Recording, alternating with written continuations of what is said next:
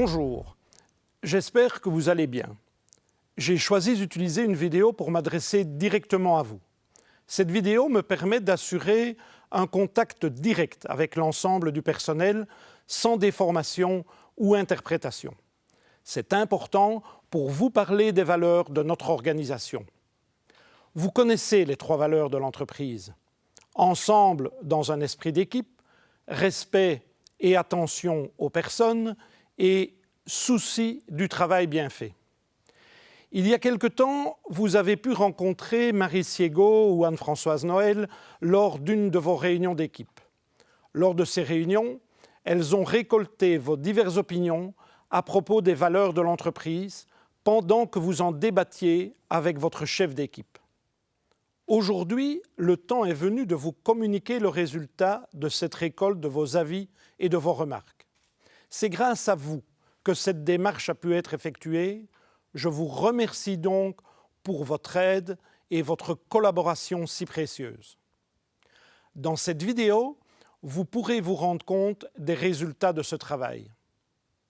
Rappelez-vous, lors de la réunion sur les valeurs à laquelle vous avez participé, 3 grandes questions vous avaient été posées. Vous y avez répondu activement. Mais quelles sont vos réponses? Qu'avez-vous souligné d'important? C'est ce que nous allons voir tout de suite. La première question qui vous avait été posée était « Aujourd'hui, quelle valeur vous semble la plus et la mieux respectée et quelle est celle qui vous semble mal ou pas du tout respectée ?» Vous l'avez précisé avant de répondre, les 3 valeurs sont intimement liées.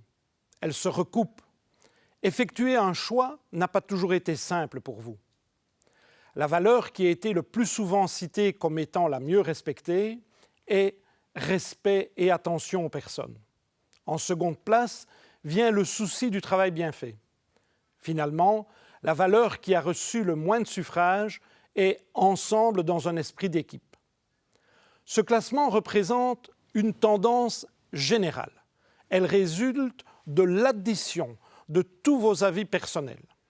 Cette tendance varie en fonction du secteur d'activité. Par exemple, pour les aides ménagères, le souci du travail bien fait prime, tandis que les infirmières ou les aides familiales prônent en tout premier lieu l'attention aux personnes. Au-delà de la tendance générale, nous pouvons donc rencontrer beaucoup de variantes. Bien entendu, tout n'est pas parfait. Certaines choses sont à améliorer, vous les avez décrites. Nous y reviendrons plus tard. Mais avant cela, abordons la deuxième question. Elle concernait la liaison entre la charte qualité et nos valeurs.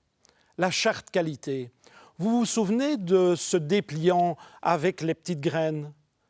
La charte reprend toutes les valeurs qui ont été exprimées par le personnel, mais définit également les critères de qualité de notre organisation. Sur base de cette charte, l'équipe de direction a fait émerger 3 grandes valeurs. Respect et attention aux personnes, ensemble dans un esprit d'équipe et souci du travail bien fait. Depuis 2011, ces valeurs sont le véritable credo pour l'ensemble du personnel, pour les chefs d'équipe, pour l'équipe de direction. Chacun s'en inspire dans chacune de ses actions. Il semblait donc important, après tout ce chemin parcouru, de vous poser la question « La charte qualité cite de nombreuses valeurs. Selon vous, en choisissant les 3 valeurs de notre organisation sur base de cette charte, a-t-on oublié un élément important ?» Vous n'avez pas relevé d'oubli en ce qui concerne les différents engagements que recouvrent nos 3 valeurs. Cela est un point très positif dont chacun peut se réjouir. Vous avez attiré notre attention sur le besoin d'une meilleure communication auprès du bénéficiaire en ce qui concerne le travail d'équipe effectué autour de ce dernier. Vous aimeriez également que nous rapportions dans nos communications vers l'extérieur la créativité, la capacité d'adaptation aux situations dont fait preuve le personnel. Dans la pratique, tout ce que les valeurs prônent n'est pas totalement appliqué. Cela peut facilement se comprendre, notre organisation fonctionne pour des humains grâce à des humains. Chacun est appelé à s'améliorer en s'inspirant des valeurs. L'important est d'admettre que l'on fait des erreurs et de progresser positivement. Vous avez cité de nombreux exemples de situations qui ne sont pas tout à fait en adéquation avec les valeurs de l'organisation. La question 3 nous donne un aperçu de ces situations parfois délicates. Ainsi, la question 3 vous demandait quelles attitudes dans les relations et la communication devaient être revues ou modifiées, d'une part en ce qui concerne les bénéficiaires, d'autre part en ce qui concerne vos collègues et l'entreprise en général. Vous avez dans ce cas-ci formulé des réponses qui, d'une part, dénoncent des problèmes de relations ou de communication et qui, d'autre part, expliquent également en quoi nos 3 valeurs ne sont pas suffisamment suivies. Voici quelques-unes de ces remarques. Pour commencer, les limites des métiers. Où s'arrête le travail d'une aide familiale? Où commence celui d'une aide ménagère?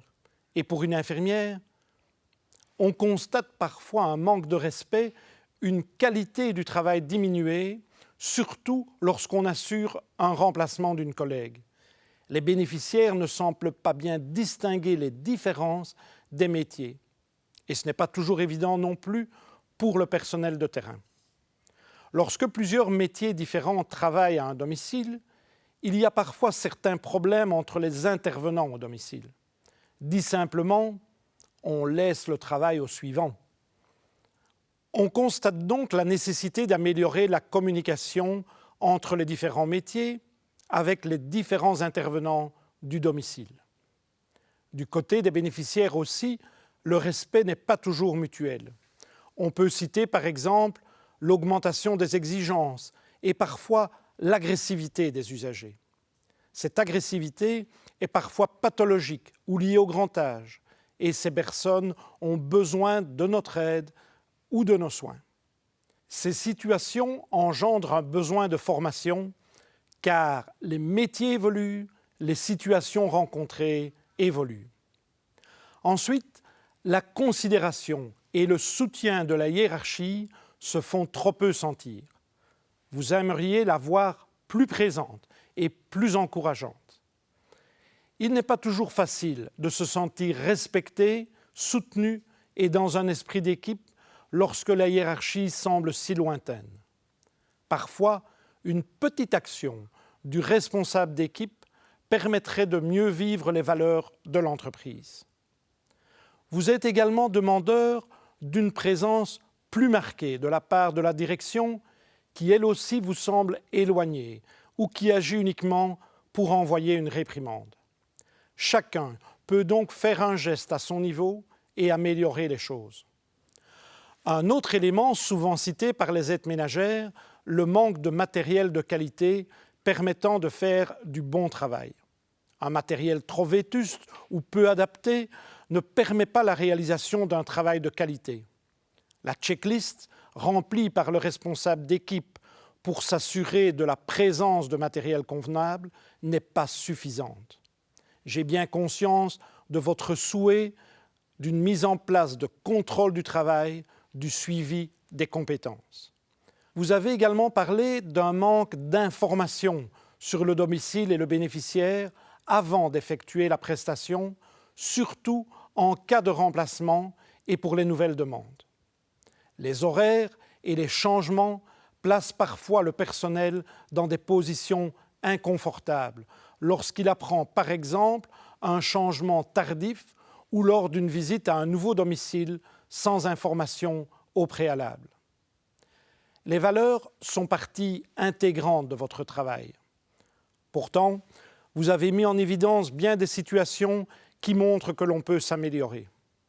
Ensemble, nous avons pu avancer de manière significative dans la réflexion. Votre avis est primordial. Vous êtes invité à vous associer à la suite de ce travail. Vous aurez donc l'opportunité de choisir les priorités des pistes de réflexion, métier par métier, sur lesquelles travailler afin d'améliorer les choses. Qu'est-ce qui vous semble prioritaire?